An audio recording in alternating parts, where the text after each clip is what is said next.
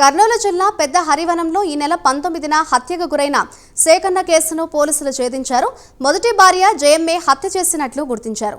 శేఖన్నకు 2 భార్యలున్నారని, వీరి మధ్య ఆస్తి తగాదాలున్నాయని విచారణలో తేలింది. దీంతో మొదటి భార్య జయమ్మను పోలీసులు అదుపులోకి తీసుకుని విచారించారు. ఆస్తి కోసం గొంతు కోసి హత్య చేసినట్లుగా విచారణలో తేలిందని డీఎస్పీ సోమన్ తెలిపారు. జయమ్మను అదుపులోకి తీసుకుని రిమాండ్కు తరలించామన్నారు డీఎస్పీ. ముద్దాయిని అరెస్ట్ చేయడం అయినది కాబట్టి ఈ ప్రెస్ మీట్ నిర్వహించడమైంది. మీకు అందరికీ తెలిసిన విషయమే.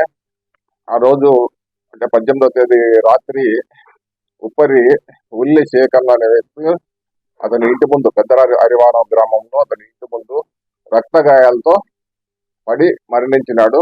ఆ విషయం 19వ తేదీ మాకు ఫిర్యాదు అందింది.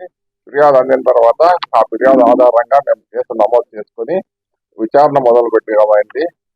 ఆ విచారణ సందర్భంగా మేము 8 మంది సాక్షుల్ని విచారించినాము. తర్వాత అన్ని కోణాల్లో కూడా విచారించినాము. అతనికి 2 భార్యలు అనేది మీకు తెలిసిన విషయమే. రెండో భార్య ఆమెకి ఇల్లీగల్ కాంట్రాక్ట్స్ ఉన్నాయనే ఉద్దేశంతో గొడవలు జరిగినాయి. ఇంతకు ముందు ఆమెను ఆమె బంధువుల యొక్క కాల్ డీటెయిల్స్ అన్ని తీసుకొని తర్వాత వాళ్ళని కూడా ఇంట్రాగేట్ చేసి విచారిస్తే ఆమె ఈ హత్యకు బాధ్యురాలు కాదని తెలిసింది. వాళ్ళు కర్ణాటకలో ఉన్నట్లు తెలిసింది.